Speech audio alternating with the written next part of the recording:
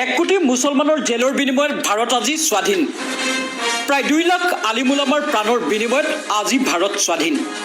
ইতিহাস লুটিয়াই চালে দেখা যায় যে অসংখ্য মুছলমানৰ তাজা তেজেৰে বা অসংখ্য মুছলমানৰ প্ৰাণৰ বিনিময়ত আজি ভাৰতবৰ্ষ ব্ৰিটিছৰ পৰা মুক্তি লাভ কৰিছিল আৰু 1 কোটি মুছলমানৰ জেলৰ বিনিময়ত ভাৰত আজি স্বাধীন। কিন্তু পৰিতাপৰ বিষয় সেইটোৱেই যে ভাৰতৰ ইতিহাসবিদসকলে লাহে লাহে এই বিষয়সমূহ মুচি পেলাবলৈ চেষ্টা কৰিছে। ভাৰতৰ সৰ্বপ্ৰথম ইতিহাসৰ পাতত প্ৰথমে যিসকলৰ নাম পোৱা যায় তেখেতসকল হ'ল মহাত্মা গান্ধী, নেতাজী সুভাষ চন্দ্ৰ বসু, জৱাহৰলাল নেহৰু, অৰবিন্দ মতিলাল নেহৰু ইত্যাদি ইত্যাদি।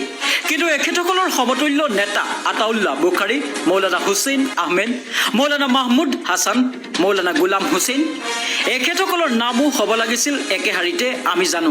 তেনে দেখিবলৈ পাইছোনে? আনহাতে ইংৰাজৰ বিৰুদ্ধে কাৰ্যকলাপত যাৰ নাম সকলোতকৈ আগত থাকিব লাগিছিল সেই তাবাৰক হুছেইনৰ নামো ইতিহাসে লুকাই থৈছে বা মুচি পেলোৱা হৈছে। তৎকালীন সময়ত যি হিন্দুস্তানৰ প্ৰেচিডেণ্ট আছিল, যাৰ সংস্পৰ্শত হিন্দু মুছলিম নৱ প্ৰাণ পাইছিল, সেই হাকিম আজমল খাকো ইতিহাসবিদসকলে পাহৰি পেলাইছে।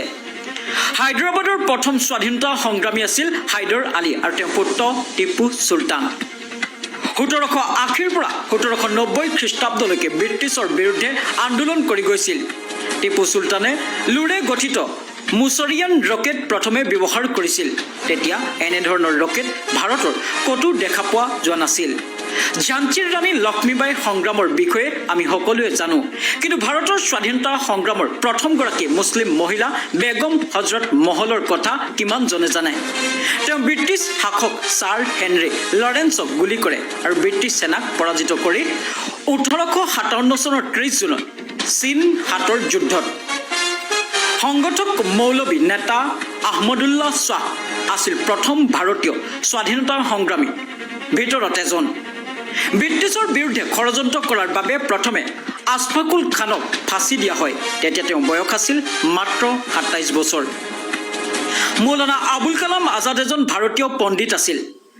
ভাৰতীয় স্বাধীনতা আন্দোলনৰ জাতীয় কংগ্ৰেছৰ ছিনিয়ৰ মুছলিম নেতা আছিল, যাৰ অবিহনে গান্ধী নেহেৰু চলিব পৰা নাছিল। তেওঁ নাথাকিলে জাতিৰ পিতা গান্ধী উপাধিও নাপালে হয়। সেই মৌলানা আজাদক ইতিহাসৰ পাতৰ পৰা বাদ পৰাৰ দৰে হৈ আছে। মৌলানা মহম্মদ আলী আৰু চৌকত আলী, যিয়ে কমৰেড আৰু হামদৰ্দ নামৰ দুটা ইংৰাজ বিৰোধী পত্ৰিকাৰ সম্পাদক আছিল, সিহঁতকো ইতিহাসৰ পাতত ঠাই নিদিলে। খাজা আবুল মজিদ ইংলেণ্ডৰ পৰা বাৰিষ্টাৰ পাছ কৰি এজন বিখ্যাত কংগ্ৰেছ নেতা হিচাপে কাম কৰে। তেওঁ আৰু তেওঁৰ স্ত্ৰী ব্ৰিটিছৰ বিৰুদ্ধে প্ৰচণ্ড সংগ্ৰাম কৰি উভয়ে জেলত গৈছিল আৰু 1962 চনত তেখেতৰ মৃত্যু হয়। লগতে ইতিহাসৰ পাততো তেওঁৰ মৃত্যু ঘটাইছে লেখকসকলে। WMA আৰু PhD ডিগ্ৰীধাৰী প্ৰভাৱশালী সংগ্ৰামী ছাইফুদ্দিন কিচুল, বিপ্লৱী মীৰ কাছিম, টিপু চুলতান, মজনু শ্বাহ ইউছুফ আদি ব্ৰিটিছৰ বুলেটৰ আঘাতত নিচিন্ন হৈ গ'ল। কিন্তু আচৰিত কথা, এই নাম ইতিহাসৰ পাততো নিচিন্ন হৈ গ'ল কেনেকৈ? সৰ্বভাৰতীয় নেতা আহমদুল্লাহ তৎকালীন সময়ত 50,000 টকা তেওঁৰ মূৰৰ দাম দিছিল ব্ৰিটিছ চৰকাৰে। জমিদাৰ জগন্নাথে প্ৰতাৰণা কৰি বিষ খুৱালে নিজৰ ঘৰত আৰু ব্ৰিটিছৰ চৰকাৰৰ পৰা 50,000 টকা ল'লে। নেতাজী সুভাষ চন্দ্ৰ বসুৰ সোঁহাত আৰু বাওঁহাত কোন আছিল? সিহঁত হ'ল আবিদ হাছান, আজিজ আহমদ, DM খান, আব্দুল কৰিম গনি, জেড কিলানী। সেই মহান নেতাসকলৰ অৱদান লিখকে কেনেকৈ পাহৰি গ'ল? বিদ্ৰোহী গোলাম ৰাব্বানী, সৰ্বদা হাইদৰ, মৌলানা আকৰাম খাঁ, ইহঁতৰ তেজ আৰু নিৰ্মম মৃত্যু ভাৰতৰ স্বাধীনতাত লগা নাইনে?